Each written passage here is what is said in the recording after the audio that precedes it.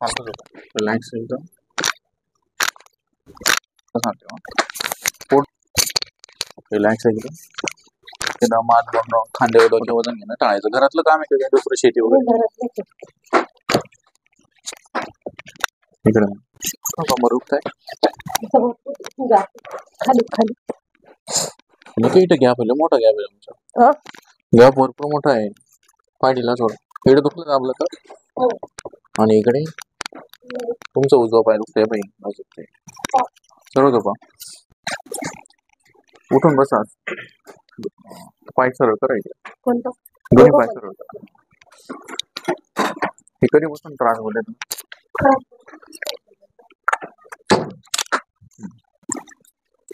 आता सरळ झोपा झोपा सरळ आता तुमच्या कमरामध्ये L4 L5 मध्ये बराच मोठा गॅप आहे म्हणजे वरचेडी खाली करत म्हणजे त्याला गॅप पडून वरचेडी सरकून तुम्हाला कमीत कमी 5 ते 10 वर्ष जातात. याच्या आधी तुम्हाला कमरामध्ये टीचं भरणं चमक भरणं असा प्रकार होत होता आणि होतो पण एखादी गोळी औषध घेतलं इंजेक्शन घेतलं की बरं होऊन जाईल. पण आता एवढ्या 6 महिन्यात 12 महिन्यात काय झालं काही वाकून काम केलं वजन उचललं त्याच्याने ती जी कार्टिलेज असते गादी असते ती बरीच सरकली गेली म्हणून त्याच्यामुळे कंबर दुखणं कमरापासून पाय दुखणं हा प्रकार सुरू झाला. आता यालाच म्हणतात सायटिका प्रॉब्लेम. त्याच्यामुळे कंबर भयंकर दुखणं कमरामध्ये चमक येणार जास्त चालता येणार नाही जास्त उभं राहता येणार नाही जास्त मांडी घालता येणार नाही जास्त गुडघ्या बसत याच्याने हा प्रकार अजून वाढत जातो म्हणजे तुम्ही अजून 2 ते 5 वर्ष अंगावर काढलं हा प्रकार अंगावर जातो म्हणजे ऑपरेशन करावं लागतं. जसं एखादी गाडी त्याचे अलाइनमेंट बिघडलं त्याचे तुम्ही अलाइनमेंट वेळेच्या नाही केलं एक दिवस ते चाक प्रमाणापेक्षा जास्त घसलं जातं आणि चाक बदलावं लागतं. तसं मणक्याचा आजार आहे एकदा ती डिस्क पोझिशन सोडून दिली तर वेळेच्या आत अलाइनमेंट करणं गरजेचं आहे. नाही केलं तर तो प्रकार वाढत जातो जेव्हा वेळेस थर्ड स्टेजच्या पुढे जातो त्याला ऑपरेशन केलं जातं. पण या आजारावर डॉक्टर पेन किलर स्टेरॉइड देतात गोळ्या औषध देतात पण ते गोळ्या औषधं प्रमाण जर जास्त असेल तर ते टेम्पररीसाठी म्हणजे आजचा दिवस पुढे ढकलण्यासाठी याच्यावरती परमनंटली आजार बरा करण्यासाठी गोळी औषध तयार झालेलं नाही फक्त आजचा दिवस पुढे ढकलण्यासाठी. मग त्याच्यावरती प्रमाण जर जास्त झालं मग त्याच्यावर डॉक्टर मग जास्त थर्ड स्टेजच्या पुढे गेलं तर डॉक्टर म्हणतो ऑपरेशन करा. ऑपरेशन करून त्याची ती गादी कट करणं प्रमाण जर जास्त असेल तर त्याला क्लिप वगैरे टाकून स्क्रू वगैरे मारणं अशा प्रकारे ऑपरेशन केलं जातं. पण तसं काही करायची गरज नाही. तुम्हाला काही मी जर नियम पथ्य सांगितले त्या नियमात राहिले तुम्हाला आयुष्यभर कोणत्याही डॉक्टरकडे जायची नाही गरज नाही आणि कोणत्याही प्रकारचा त्रास करून घ्यायची गरज. आता याला नियम इथून पुढे 15 किलोच्या पुढे वाकून वजन नाही उचलता येणार कमराला झटका बसेल अशा काही गोष्टी करायच्या नाही. कमराचं बेल्ट लावूनच काम करायचं प्रवास करायचा. आंबट वातळ गॅस ऍसिडिटी पित्त होईल अशा गोष्टी थोड्या दिवस टाळायच्या. पहिला फालतू झोपायचे नाही जाड गादी झोपायचे खाली जमिनीवर पण कडक याच्यावर झोपायचं मीडियम गादी नाही 2 ते 4 इंचाची जास्त उशा 2 घेणं टाळायचं पातळ उशी घ्यायची.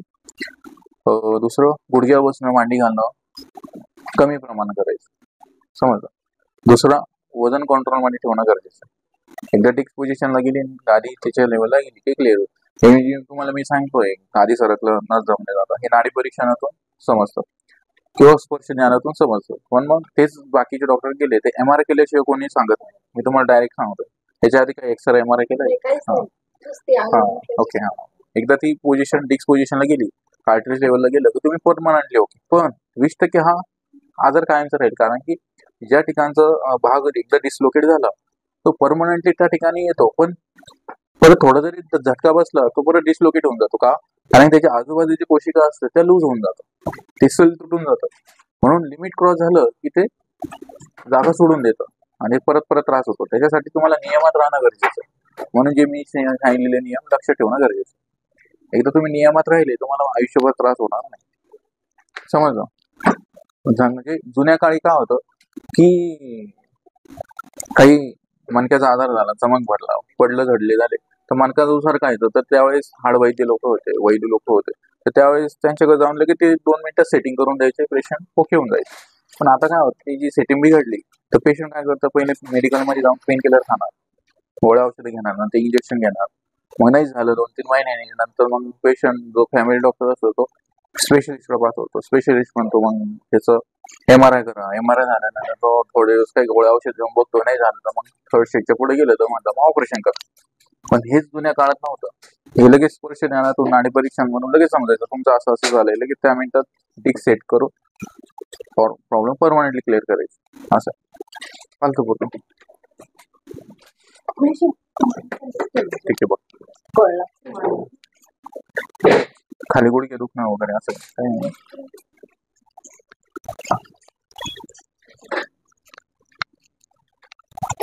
हात खाली घ्या.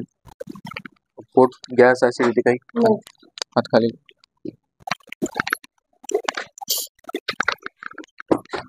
रिलॅक्स.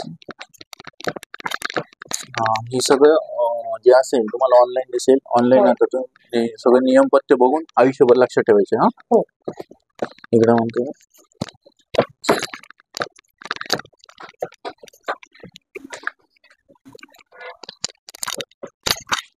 मानेमध्ये पण थोडासा प्रॉब्लेम आहे. उशा दोन दोन घेणं, मान दोन दोन, खांदे डोके वजन घेणं टाळायचं. घरातलं काम आहे का दुसरं शेती वगैरे? इकडे याच्या आधी कोणाला दाखवलं का? कसलं ऑपरेशन? हाड सरकलं, म्हणजे हाड वाढलं होतं. कुठलं? वरती झालं.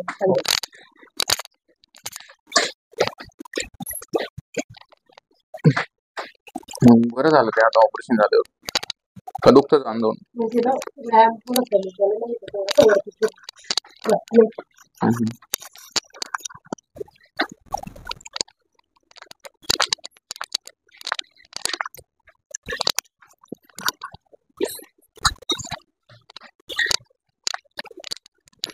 कुछ होतो का माझ्याकडे दोन कर सरका पुढे. एका कानाला करा अशी ऐका हाताची. सरका पुढं. बस खालचा पाय सरळ करा. बस ओके. असं सांगते. रिलॅक्स आहे इकडे. पाय इकडे, डोकं तिकडे.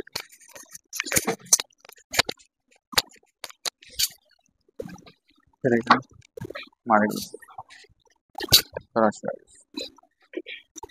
खालचा पाय सरळ.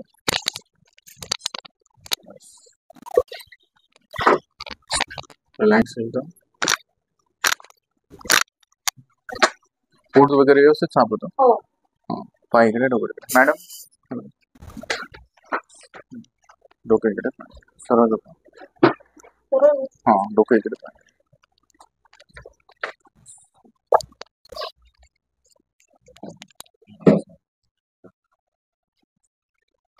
फालतू